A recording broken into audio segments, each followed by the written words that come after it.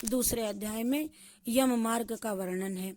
गरुड़ ने कहा, हे केशव, यमलोक का मार्ग किस प्रकार कष्ट देने वाला होता है? गरुड़ पूछता है, मुझे सब कुछ बताइए। वहाँ जिस प्रकार से पापी मनुष्य जाते हैं वह हमसे कहने की आप कृपा करें। ऐसा प्रश्न करने पर श्री भगवान कृष्ण कहते हैं कि प्राणी को यमलोक का मार्ग बड़ा दुख देने वाला होता है, वह मैं तुमको बताता हूँ। तुम मेरे भक्त जन हो, तथापि सुनने में तुम कंपायमान हो जाओगे। उस मार्ग में विश्राम लेने के लिए वृक्ष की छाया तक नहीं मिलती है तथा अन्न आदि भी कुछ नहीं मिलता जिससे कि प्राणों की रक्षा हो सके। अत्यंत त्रशातुर प्राणी जलपान करे, ऐसी भी मार्ग में कोई जगह नहीं है। जो साथ ही प्रलय काल की भांति 12 सूर्य वहां तपते रहते हैं और उस मार्ग से जाता हुआ पापी मनुष्य कभी शीतल वायु से पीड़ित होता है, कभी कांटों तथा महाविषधर सर्पों से आवेष्टि हो जाता है। कहीं उस पापी को बड़े भयानक व्याघ्र, कहीं शेर और कुत्ते भक्षण करते हैं तो वहां बिच्छू काटते हैं, कहीं अग्नि से जलाया जाता है। इसके बाद वह महाभयानक असीपत्र वन को पहुंचता है जो 200 सहस्त्र योजन लंबा होता है और वह वन कौवा, उल्लू, बट, गीद और मधुमक्खी, मच्छर आदि जीवों से तथा दावानल से व्याप्त है और असीपत्र वन के पत्र से वह प्रेत छिन्न भिन्न हो जाता है। फिर मार्ग में वह कहीं अंधेकूप नगर में तो कहीं विकट पर्वत से गिर पड़ता है और कहीं तीक्ष्ण शस्त्र पर चलता है और किसी जगह नुकीली कीलों पर ऊपर चलता है। कभी भयानक अंधतम नरक में गिरता है तो कभी जल में गिर पड़ता है और कभी तो उसे जोंक युक्त कीचड़ में पड़ना पड़ता है। कहीं संतप्त करदम जलते हुए कीचड़ नामक नरक में पड़ता है, कहीं बालू का से भरे हुए नरक में पड़ता है, कहीं अग्नि में तप्त ताम्र में नरक में गिरता है और कहीं अग्नि में अंगारे के समूह में पड़ता है, कहीं महान धूम से भरे हुए नरक में पड़ता है। फिर यम मार्ग में जाते कहीं अंगारे की वृष्टि होती है, कहीं लोहे में वज्र सहित स्थूल पत्थर की वर्षा होती है, कहीं रुधिर की वृष्टि होती है, बारिश होती है, कहीं शस्त्र की वृष्टि होती है तो कहीं खोलते हुए गर्म जल में की वर्षा होती है और कभी भस्म सहित कीचड़ की वृष्टि होती है। कहीं बड़े गर्त खंडों में प्रवेश करते हैं, कभी कभी ऊंचे स्थान पर चढ़ता है तो कभी पर्वत की कंदरा में प्रवेश करता है। उस मार्ग में कहीं अत्यंत अंधकार होता है, कहाँ कि जहाँ वहाँ कष्ट से चढ़ा जावे ऐसे बड़े बड़े पर्वतों पर चढ़ता है, गिरता। कहीं पूरी शोषित से व्याप्त और विष्टा से भरे हुए तालाब हैं। रास्ते में मध्य के बहाने वाली ऐसी भयंकर वैतरणी नदी है कि जिसकी कथा श्रवण करने से भय उत्पन्न होता है, तब देखने में कष्टदायक होती है, सुनने में कष्टदायक होती है। इसमें क्या क्या आश्चर्य है। वैतरणी नदी का 100 विस्तार का योजन का वर्णन है।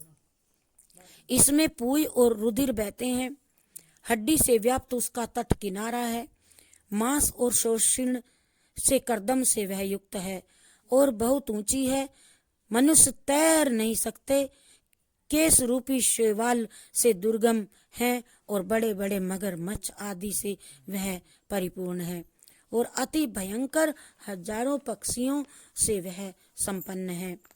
ऐसी नदी पापी प्राणी को देख करके ज्वाला उबलती अथवा धूम युक्त दिखने लगती है कि जैसे लोहे की कढ़ाई में अग्नि से तपाया हुआ तेल या घी ज्वाला से व्याप्त होता है। उस नदी का नाम, हे गरुण, इसी नदी का नाम कहते हैं वैतरणी नदी।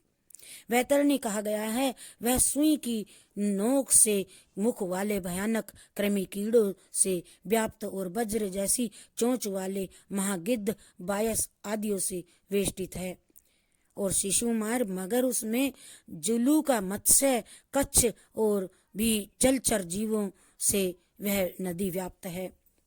और उस प्रवाह में गिरे हुए बहुत से पापी प्राणी हाय भ्राता हाय पुत्र चिल्लाते हैं तथा हे तात तात कह करके और इस प्रकार की दीनता से वचन बोलते रहते हैं। क्षुधा तुच्छा युक्त होकर के वे उस नदी में उसी ही नदी के रुधिर को पीते हैं और वह नदी फैन तथा रुधिर से व्याप्त होकर के बहती है। वह बड़ी भयानक है, उच्च स्वर से गर्जन करती है, कोई उसको देख सकता नहीं। उसके देखने से पापी चेतना रहित हो जाते हैं। ऐसी भयानक नदी वह है। बहुत से बिच्छू एवं कृष्ण काले सर्पों से व्याप्त उसमें गिरे हुए पापी पुरुषों की रक्षा करने वाला कोई वहां उनकी कोई रक्षा करने वाला नहीं होता।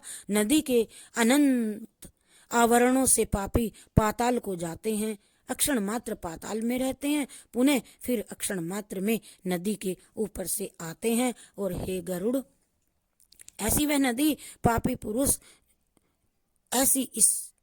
पापी पुरुष नदी में गिरने वालों के लिए यह नदी रची गई है और उस नदी का पार नहीं दिखता पारावार और किसी से तैरी न जाए। ऐसी ही दुखदायक वैतरणी नदी का वर्णन मैंने यही गरुड़ तुमको किया। इस तरह से अनेक प्रकार के क्लेश जिसमें हैं और ऐसे दुखदायक यम मार्ग में पापी पुरुष रोते चिल्लाते तथा दुखित होकर के जाते हैं। और उस मार्ग में कोई पापी जीव पास से बांधे हुए, कोई अंकुश से खींचे हुए, कोई शस्त्र से अग्रभाग से नुकीले काटे हुए पीठ में छेदन करते हैं ले जाए जाते हैं। यमदूत किसी की नासिका में अग्रभाग से पास से बांध करके खींचते हैं और किसी के कान में पासा बांध कर और किसी को काल पास से बांध कर खींचते हैं। कितने पापी जीवाभ्या में बांध करके भुजाओं को पैरों में और श्रृंखला से बंधे हुए जाते हैं। कितने तो लोहे के समूह को मस्तक पर रख करके रास्ते में चलते हैं। कितने ही को भयानक यमदूत मुदगर से ताड़ित करते हैं और तब मुख से रुधिर का बमन करके उसी रुधिर को फिर वे पापी भक्षण करते हैं। उस प्रकार से अत्यंत दुखी हो करके वे अपने किए हुए कर्मों को भोगते हुए पापी यमलोक को जाते हैं। और फिर भी मंद बुद्धि पुरुष पुत्र पौत्रादि का स्मरण करता हुआ तथा हाय हायकार करता हुआ और रोता हुआ वह पश्चाताप करता है। वे सोचता है कि बड़े पुण्य से मनुष्य जन्म मिलता है, इसे यूं ही बर्बाद किया मैंने। उसे प्राप्त करके भगवत धर्म का आराधन मैंने नहीं किया। ये देखो ये भूल मैंने कितनी बड़ी भूल की। दान अग्नि से में हवन, तप, देवताओं की पूजा, विधि विधान से तीर्थ की सेवा आदि मैंने नहीं की। हे जीव मन, तुमने निंदनीय कार्य किए, अतः अब तुम अपने किए हुए दंड मार्ग को भोगो। इस प्रकार आत्मा का संबोधन कर उपदेश करता है। हे जीव, ब्राह्मणों की पूजा, गंगा जल का पान, सत्पुरुषों की सेवा, पर उपकार आदि भी नहीं किया। हे जीवात्मा मन, तुम्हारे किए हुए कर्मों के फल को तुम ही भोगो। पशु पक्षियों के किए लिए वन में बापी कूप तड़ाग आदि नहीं खुदवाया और न गायों को ब्राह्मण की वृत्ति के लिए कुछ भी दान खर्च नहीं किया।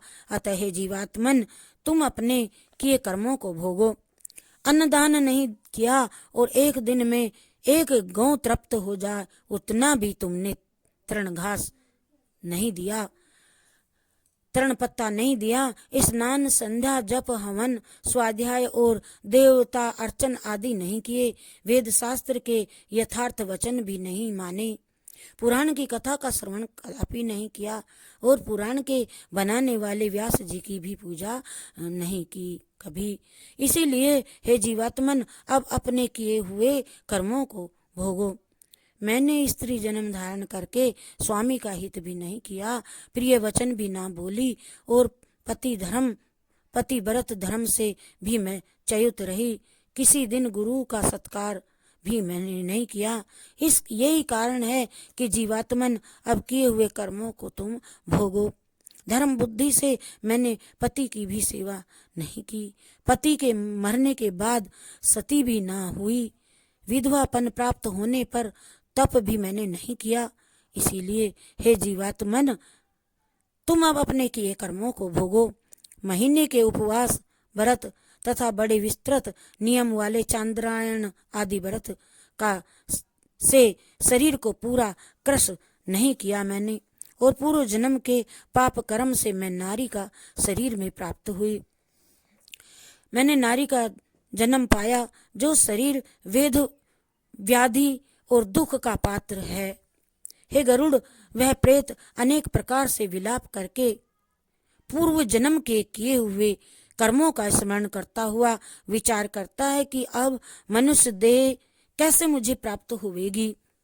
ये विचारता हुआ प्रेत जाता है और 17 दिन तक प्रेत अकेला ही वायु वेग से जाता जाता तदंतर 18वें दिन हे गरुड़, वह प्रेत अत्यंत रमणीय सौम्यपुर में आता है और उनमें प्रेतों के बहुत से गण इकट्ठे बैठे रहते हैं।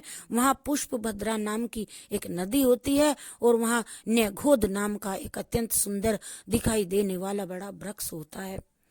यम के दूत उस पुरी में ले जाते हैं और उस प्रेत को वहाँ बिठा करके विश्राम कराते हैं, और तब प्रेत वहाँ दुखित होकर के स्त्री पुत्र आदि द्वारा जो भी किया हुआ सुख दुख मिला, जीवन बीता, उसका स्मरण करता है, याद करता है।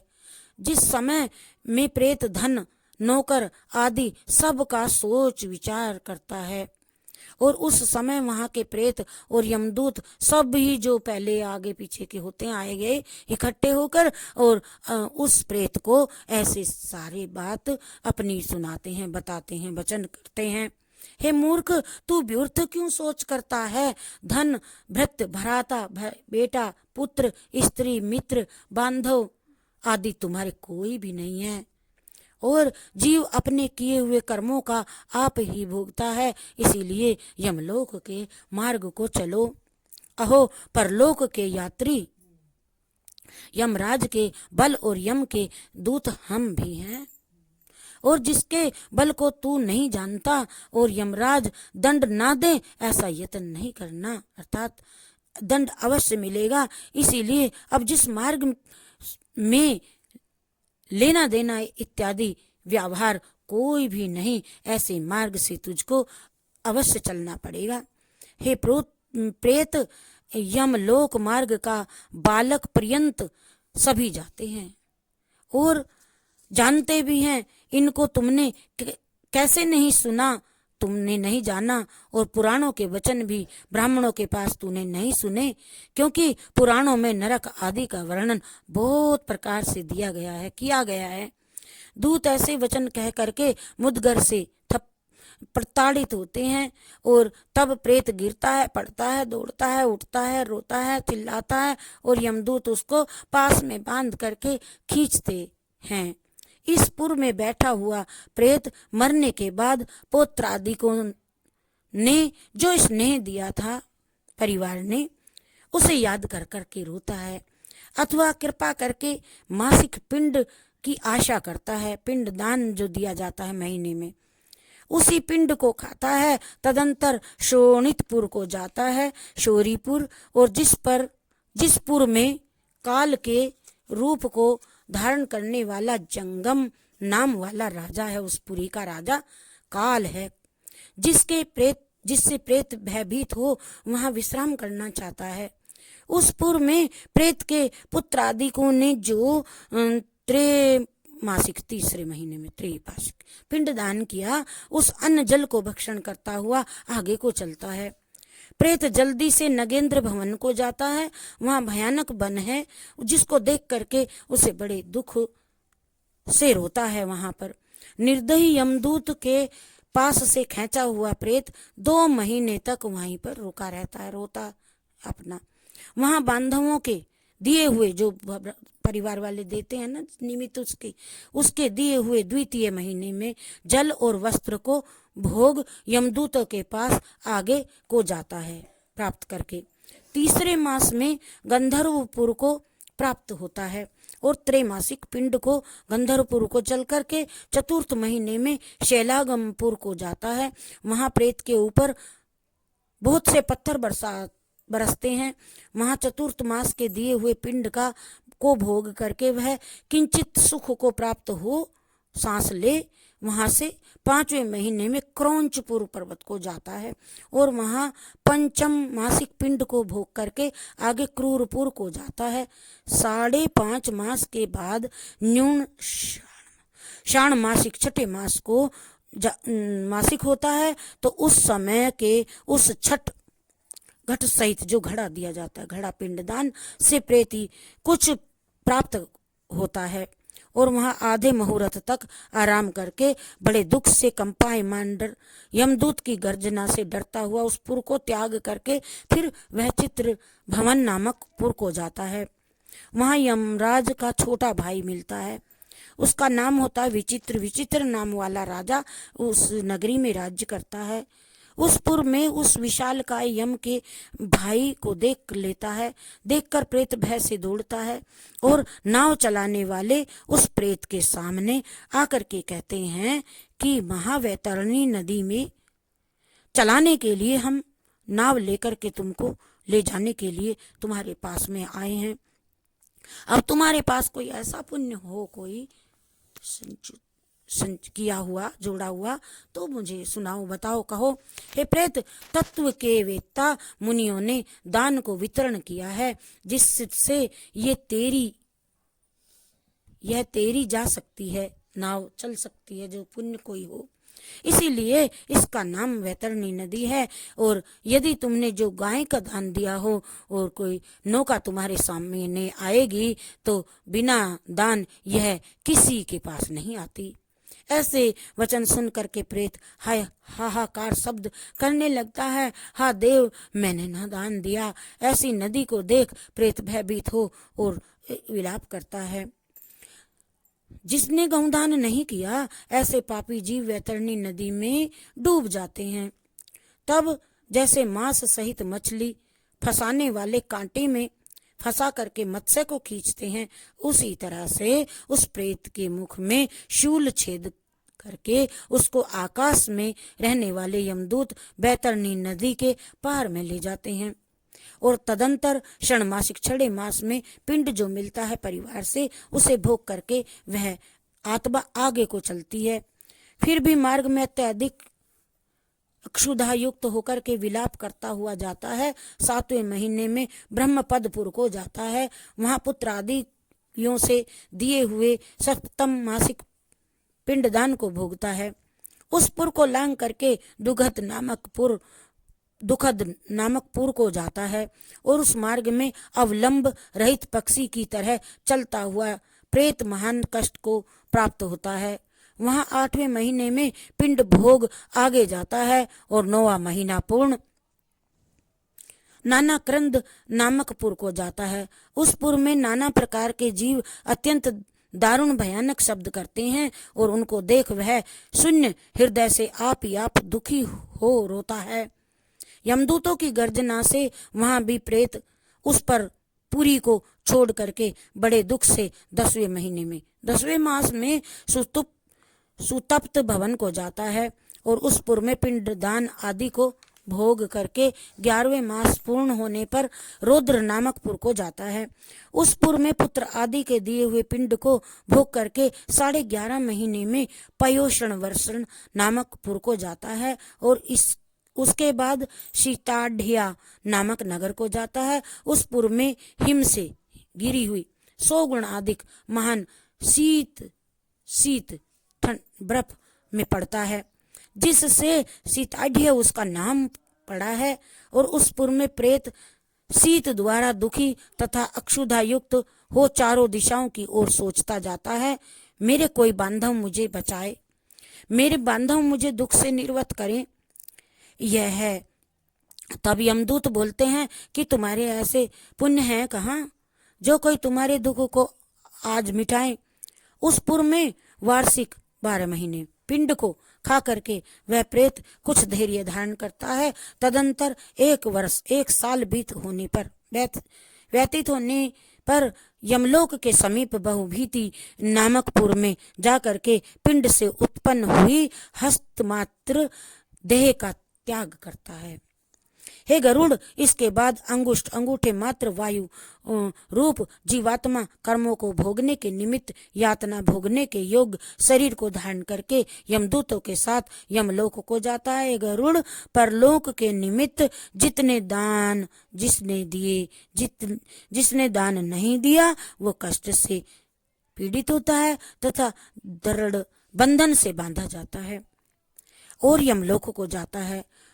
उस यमराजपुर के 4 होते हैं दरवाजे, उसमें दक्षिण द्वार के मार्ग को पर मिलते हैं गरुड़। ए गरुड़, मैंने तुमसे कहा उस भयानक यमलोक के रास्ते से अक्षुधा, तृषा, श्रम और दुखी हुए प्रेत जिस प्रकार से जाते हैं ये तो मैंने तुम्हें सुनाया। उसको सुनने से तुम्हें अब तुम्हारी क्या सुनने की इच्छा है सो बताओ। श्री राम जय जय राम, श्री राम जय जय राम, श्री राम जय जय